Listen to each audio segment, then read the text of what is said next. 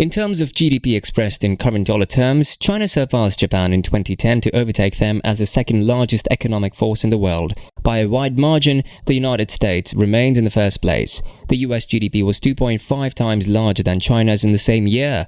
But keep in mind that Japan's GDP per capita was still 10 times more than China's. Second place was just one of several achievements of China. For instance, China surpassed the US to become the world's largest automaker in 2009. The country also replaced Germany as the world's top exporter in the same year. China has the highest foreign currency reserves in the financial world, estimated at close to $4,000 billion in early 2014. In this video, we'll examine how China became the world's second largest economy. But before that, make sure to subscribe to the channel and hit the bell icon for more content like this. Let's get started. According to government data released early on Monday, China overtook Japan in the second quarter to finish behind the United States as the second largest economy in the world after 3 decades of extraordinary expansion. Although long predicted, the achievement is most compelling proof yet that China is genuinely on the rise and that the rest of the world must prepare to deal with a new economic giant. The realization came early on Monday when Tokyo reported that in the second quarter, Japan's economy was valued at roughly $1.28 trillion, slightly less than China's $1.33 trillion. Tokyo said that the quarter-over-quarter growth of the Japanese economy was only 0.4%, much slower than expected. Because of this weakness, it appears like China's economy will outperform Japan's for the entire year. Experts say that China has surpassed Germany, France and Great Britain in recent years, underscoring the country's expanding influence and supporting predictions that it will overtake the United States as the world's largest economy as early as 2030. About $14 trillion was the gross domestic output of the United States in 2009. According to Nicholas R. Lardy, an economist at the Peterson Institute for International Economics, this has immense relevance. The fact that China has surpassed Japan economically has been confirmed. It has been expected for the greater part of a decade. Instead of the United States or Japan, China is now the region's largest commercial partner. The numbers show a loss of economic and political strength for Japan, whose economy has declined for more than 10 years. According to the World Bank, Japan had the second largest economy in the world for most of the past 40 years.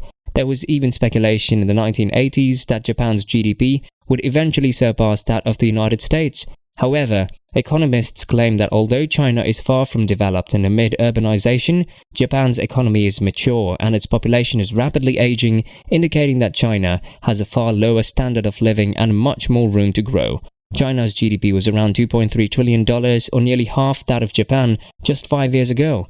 This nation is about the same size as the United States in terms of land area, but it struggles with a fifth of the world's population and a lack of resources. China's per capita income is much lower than that of the United States, roughly $46,000. China is more in line with impoverished countries like Algeria, El Salvador and Albania, which are closer to $3,600.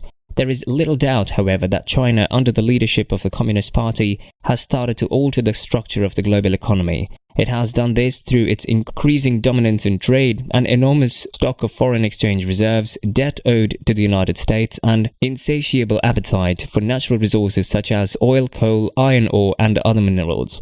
China already contributes significantly to global growth.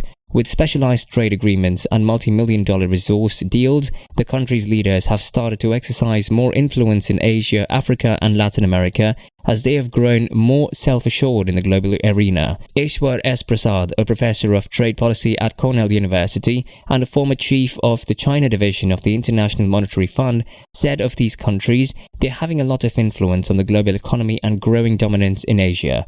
Many of the other economies in the region are basically following China's lead, which is extraordinary for an economy with a low per capita GDP, says the author.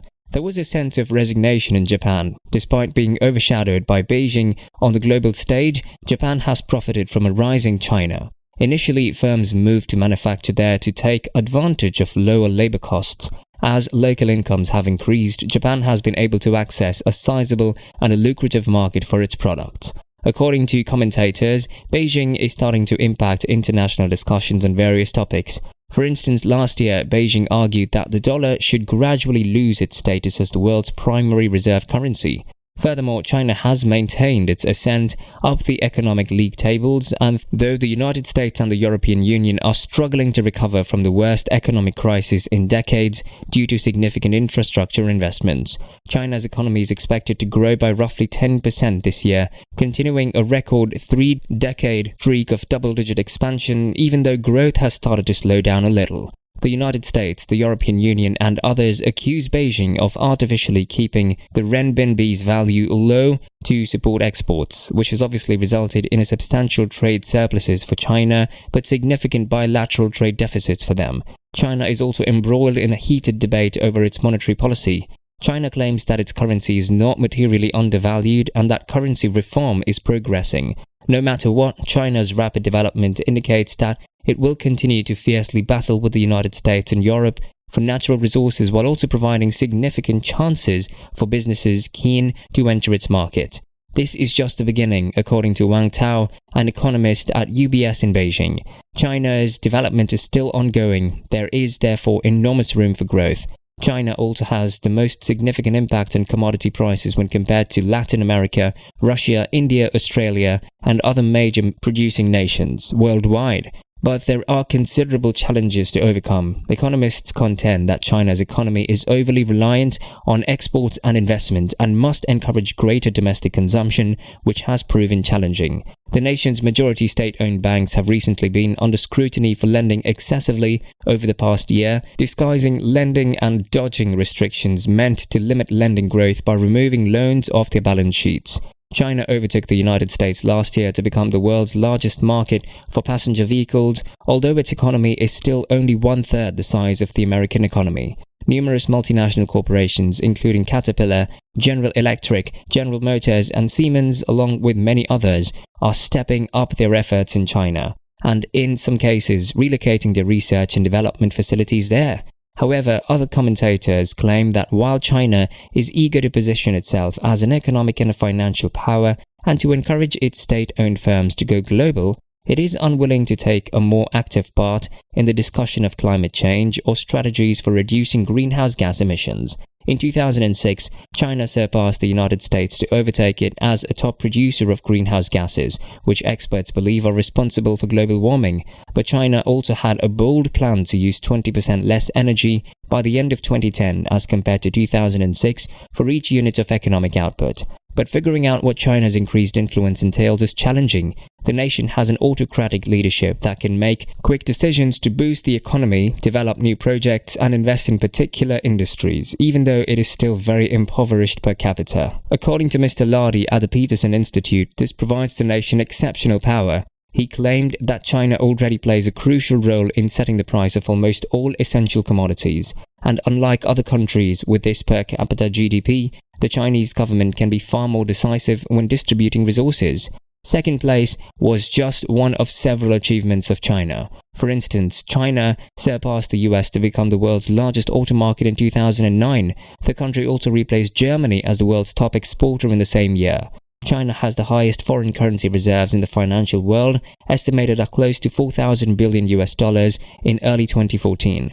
Chinese GDP exceeded that of the United States in 2014, according to IMF estimates, which were based on purchasing power parity (PPP) calculations rather than dollars. It should be emphasized that the PPP exchange rate calculates the number of dollars needed to buy the same amount of goods and services in one unit of the target country's currency. PPP expressed GDP is a complicated and occasionally contentious computation. Still, it eliminates pricing variations between nations and thus offers a fairer comparison of the true wealth of countries. It is nevertheless conceivable to examine the Chinese experience and derive some broad lessons for other emerging countries. However, China maintains a distinct position in the global political economy due to its enormous population and size.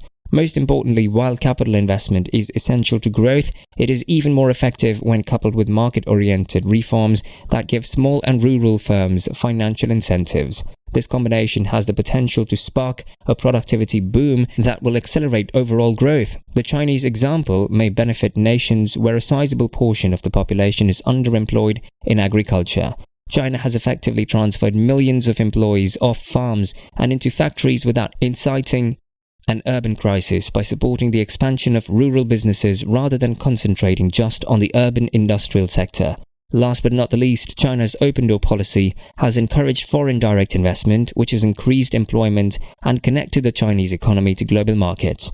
There you have it. China's exceptional economic performance is due primarily to the country's rapid productivity development, which was sparked by the market-oriented reforms of 1978. If you liked the video, consider subscribing to the channel and hit the bell icon to never miss a video. Leave a like, share it with your friends and family, and pin down your thoughts in the comments below.